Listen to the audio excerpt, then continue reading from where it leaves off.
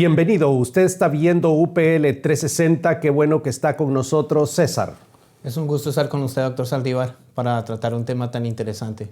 Como el tesoro de David, ¿no es cierto? Así es, y quién más que don Eliseo Vila para hablarnos acerca del tema. Tenemos a un invitado de lujo en esta ocasión, don Eliseo Vila.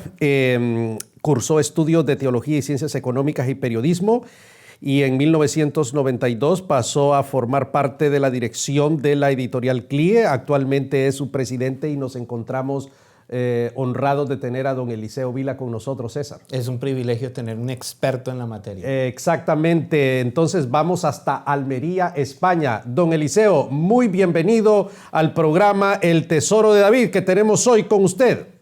Pues muy buenas tardes desde Almería, España. Es un privilegio estar como invitado de este programa.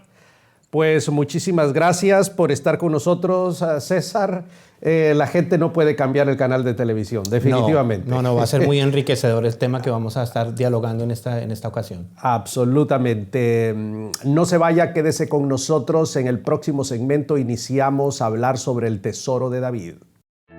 Agrega la educación a tu vida y cambia el futuro de tu iglesia. Sé un líder, estudia terapia familiar. 5 módulos, 5 exámenes, 10 meses y un diploma que te preparará para orientar a las familias de tu iglesia. Todo lo que necesitas saber en el teléfono 904-415-3464. Este es UPL 360 y estamos hoy hablando acerca del tesoro de David. César. Así es, el Tesoro de David, que fue publicado originalmente en 20 tomos, uno cada año, desde entre 1865 y 1885, y se considera que es una de las obras literarias más importantes escritas en inglés. Y don Samuel Vila, el fundador de CLIE, emprendió en 1932 esta magna tarea de traducirlo y hacerlo asequible al lenguaje en castellano.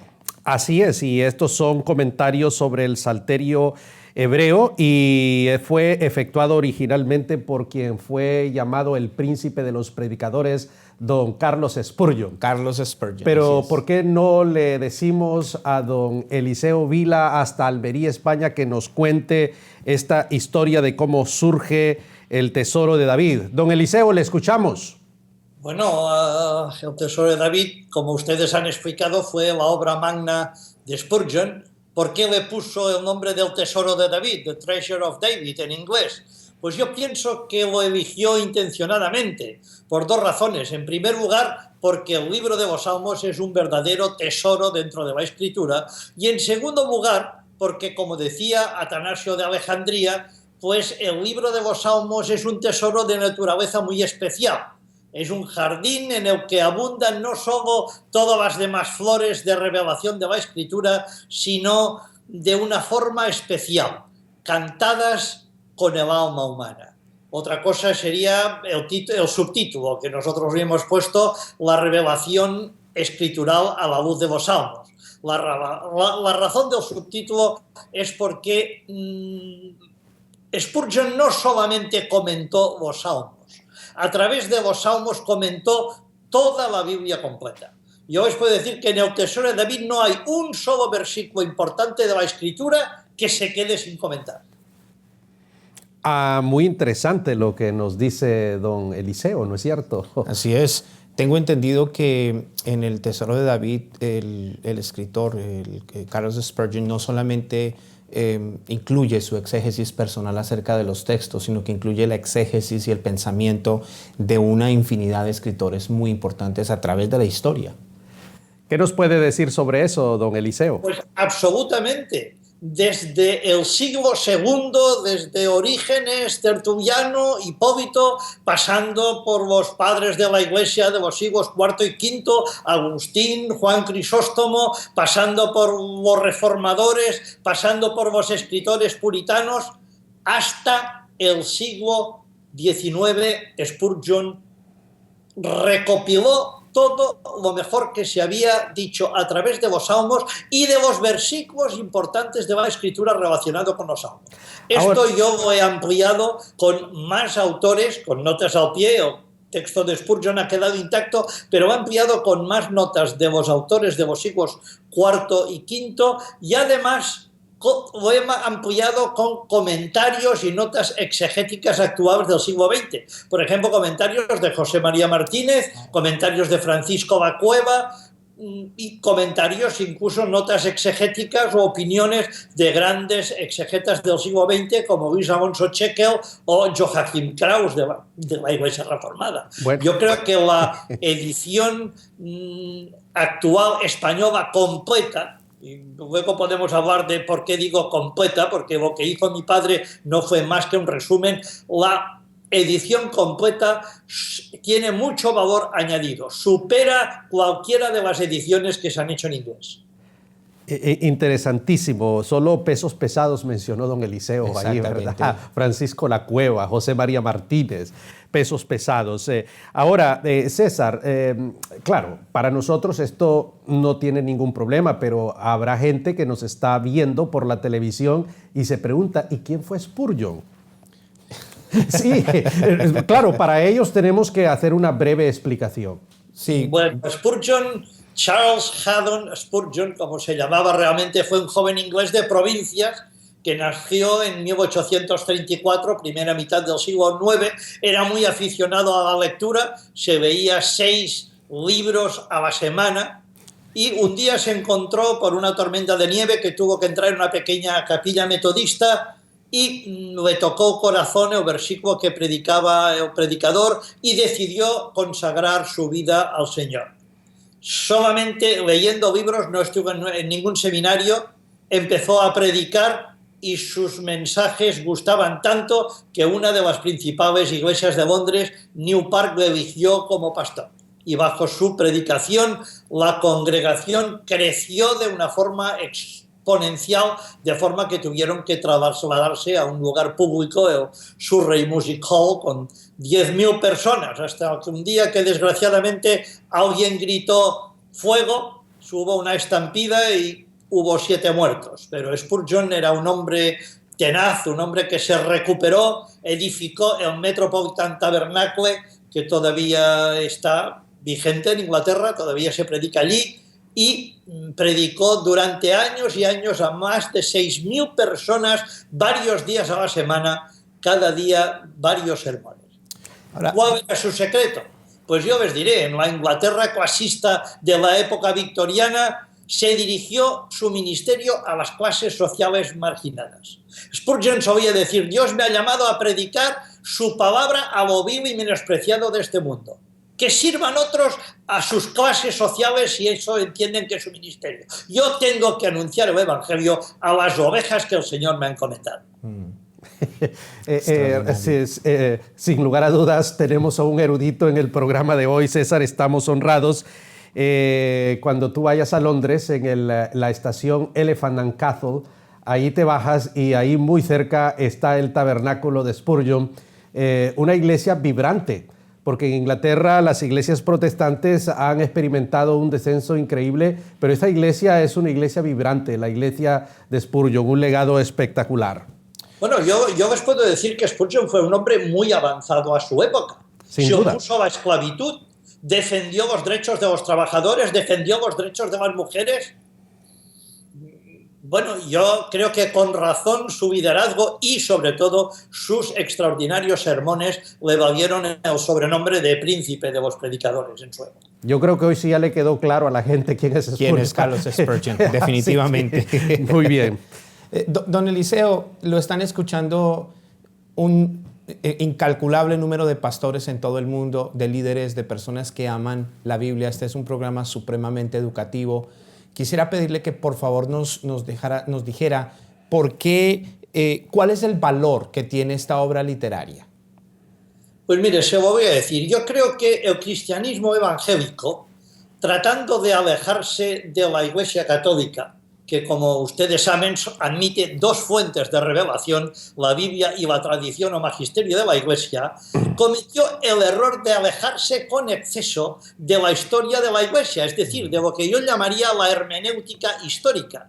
Y eso ha sido el motivo por el cual nos acusen de sectas protestantes, porque todo lo que no puede demostrar una línea de continuidad se lo puede acusar de secta. Yo recuerdo muy bien, mire, como mi padre solía rebatir en España, en época de intolerancia religiosa, a los católicos que me acusaban de ser una secta. Les decía, se equivocan ustedes. No tienen base ninguna para decir que somos una secta. ¿Y saben por qué? Porque nuestras doctrinas evangélicas coinciden plenamente con las afirmaciones teológicas de los más grandes hombres de Dios a lo largo de toda la historia de la Iglesia, de Agustín, de Juan Crisóstomo. Por tanto, si alguien se ha desviado de lo que los santos padres enseñaron, no somos nosotros los evangélicos, son ustedes.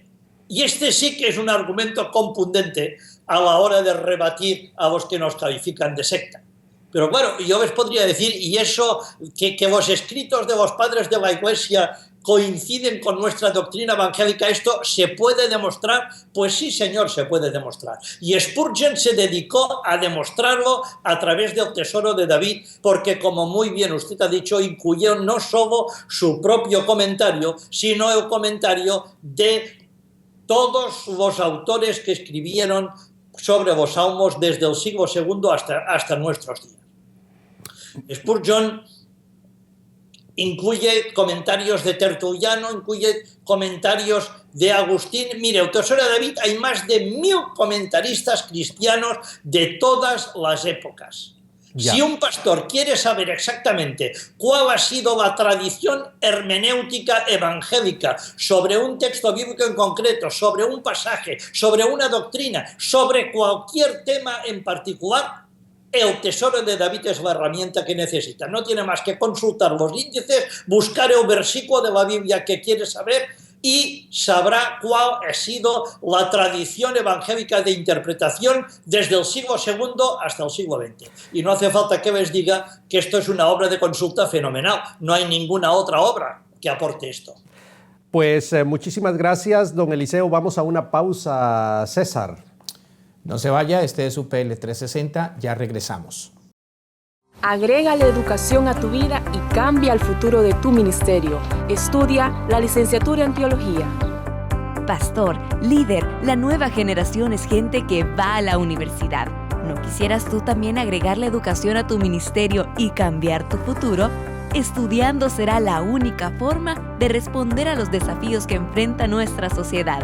Estudia la licenciatura en línea con nosotros. Este es UPL 360, Liderazgo al Límite, y en esta ocasión estamos hablando del tema del Tesoro de David, doctor Saldívar. Sí, nos gustaría, don Eliseo, saber cómo fue que a su señor padre, don Samuel Vila, le interesó este tema del Tesoro de David. ¿Qué fue lo que él hizo? Entendemos que usted fue la persona que retomó el proyecto de su padre y lo ha terminado y recién ha salido a la luz pública este trabajo extraordinario, y nos gustaría saber que usted nos dijera qué fue exactamente lo que usted hizo para que nos ilustre. Le escuchamos, don Eliseo. Pues mire, mi padre fue un discípulo indirecto de Spurgeon. Mi padre nació en el 1902, Spurgeon murió en el 1992, si no me equivoco. Era uno de los discípulos del propio Spurgeon, el tutor de mi padre. Pero mi padre se encontró con el problema de que todos los libros que tenía estaban en inglés, todo estaba en inglés, y él dijo, voy a dedicar parte de mi vida, de mi ministerio, a conseguir que los líderes y pastores en español puedan disponer de la misma riqueza de libros que tienen en inglés. Y en esto ha estado trabajando y sigue trabajando la editorial Cluye desde hace 90 años. No será difícil de deducir, por tanto, que la admiración que mi padre sentía por su maestro y el interés por las obras de Spurgeon.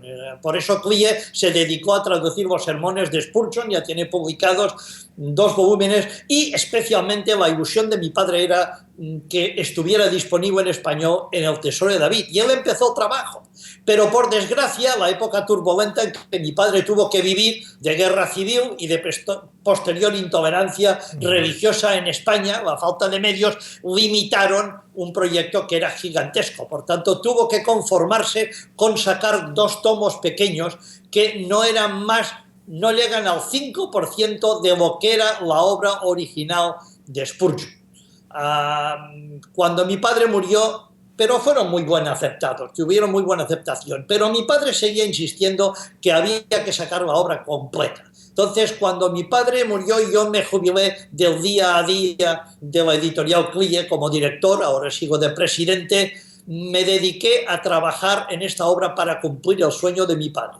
He estado los últimos 6 años trabajando de 10 a 12 horas diarias con los métodos más modernos para poder completar el primer tomo con los 61 salmos básicos.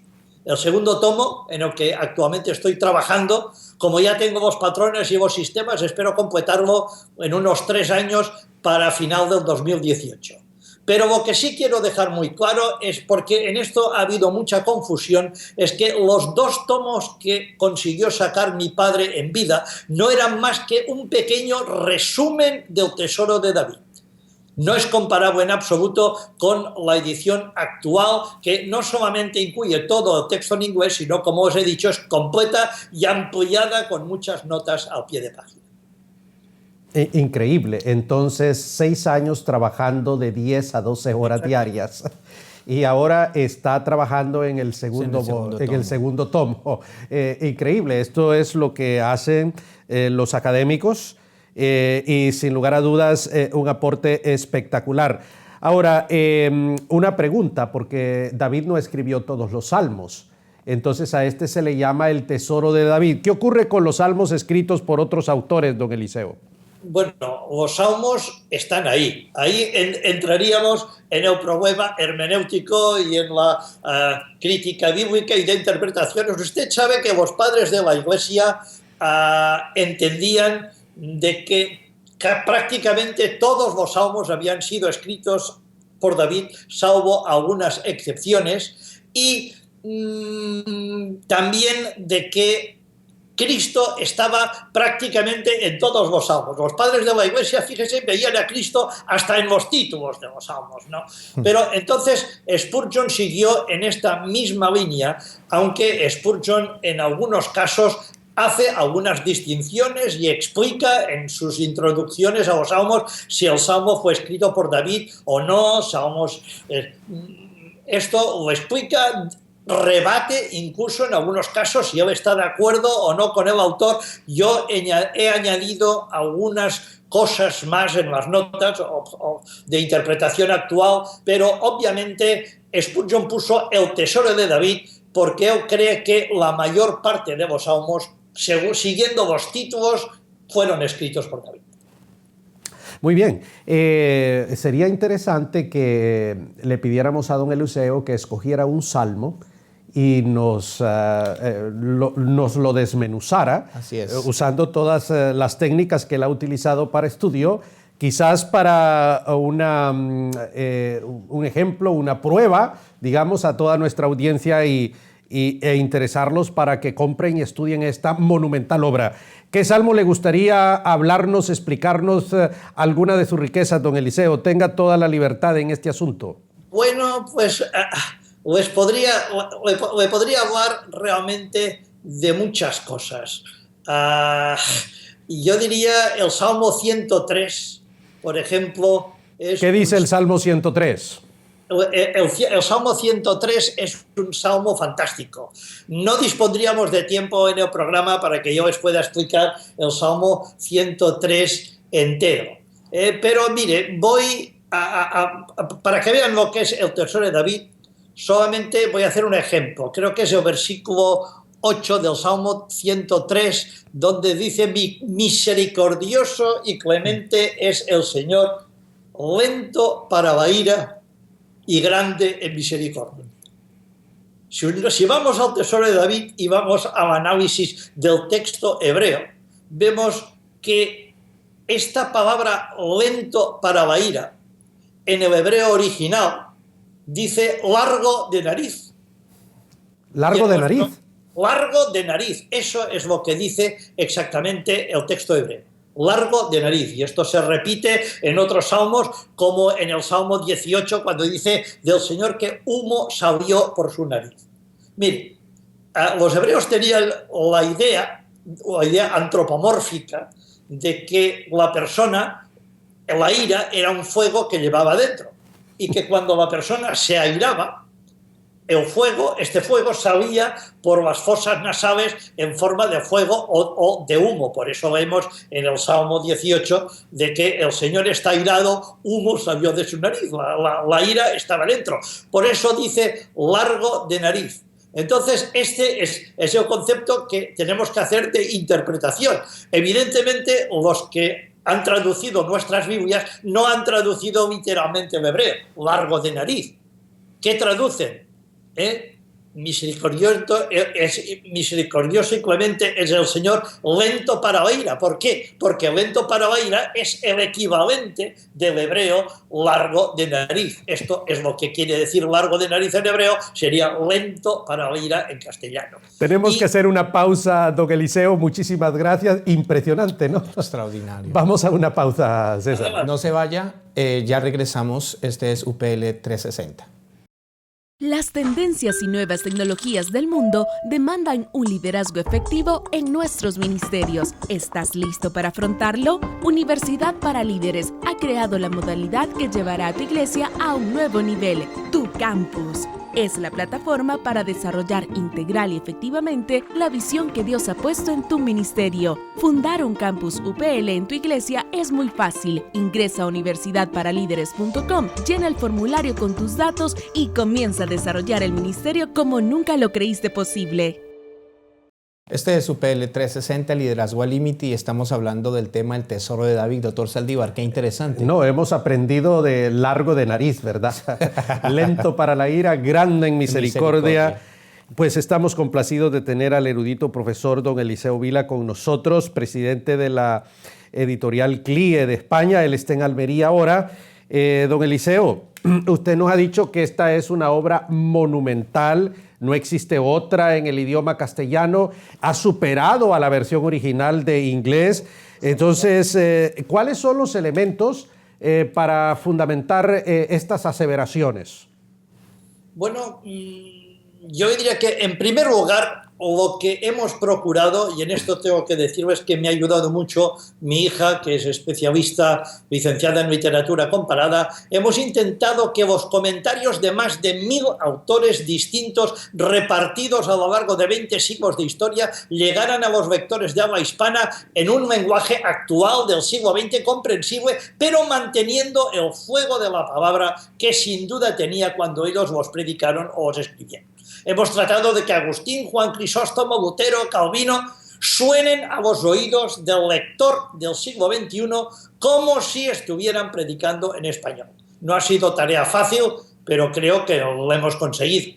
En segundo lugar, como decíamos, ampliado muchísimo, añadido mediante notas al pie. El texto original de Spurgeon se ha respetado íntegro, pero numerosos otros comentarios de lo que ya le hemos hablado. Y además, notas, contiene 4 versiones completas del texto de la Biblia, la Nueva Versión Internacional, la 1960, la 77, la Biblia de las Américas, una versión poética de los salmos completos, los salmos en poesía, notas explicativas de todas las palabras complejas para hacerlo más comprensible, que lo puedan leer todos, el texto hebreo, el texto de la Septuaginta y el texto latín de la Vulgata en aquellos textos o aquellos pasajes en los que uno difieren de lo otro. Yo creo que se ha conseguido una obra ciertamente... No, ya después de lo que usted dijo ahora ya le entendemos. Una última pregunta para terminar. ¿Considera usted que esta es el legado que usted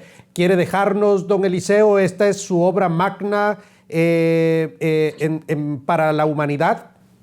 Por supuesto que sí. Mire, le voy a decir, uno de los más reconocidos teólogos alemanes del siglo XX, Helmut Thielicke, rector de la Universidad de Hamburgo, eminente predicador y gran admirador de Spurgeon, aconsejaba a sus estudiantes de teología: vendan ustedes todos los libros que tengan y compren Spurgeon. Yo no voy a ser tan radical, pero les voy a decir que después de años de trabajar en el Tesoro de David, el único consejo que puedo dar, el mejor consejo a cualquiera que quiera prepararse para un ministerio, es que lea completo el Tesoro de David. Aprenderá hermenéutica, aprenderá teología, aprenderá homilética y oratoria, aprenderá pastoral y consejería, aprenderá historia y literatura. porque también esto, ya aprenderá alabanza y adoración, y además, para mí, lo más importante, aunque lo haya dejado por último, aprenderá a enriquecer su vida espiritual de una forma extraordinaria. Este es mi legado para las generaciones futuras del pueblo cristiano de habla hispana. Muchísimas gracias, don Eliseo. Definitivamente estamos honrados. Extraordinario, extraordinario. Esto es toda una biblioteca. Absolutamente. Don Eliseo, muchísimas gracias por habernos acompañado. Estamos muy agradecidos, muy enriquecedor todo lo que usted nos ha comentado. Lo felicitamos, estamos muy orgullosos de estar aquí con usted el día de hoy y contentos de lo que nos ha compartido. Muchísimas gracias, César. Gracias por ser parte de este extraordinario programa también. No, ha sido un privilegio el poder estar en esta clase. Esto ha sido una clase. Así es. Usted ha visto UPL 360. Gracias por habernos acompañado y será en una próxima ocasión. Agrega la educación a tu vida y cambia el futuro de tu iglesia. Sé un líder, estudia terapia familiar. 5 módulos, 5 exámenes, 10 meses y un diploma que te preparará para orientar a las familias de tu iglesia. Todo lo que necesitas saber en el teléfono 904-415-3464.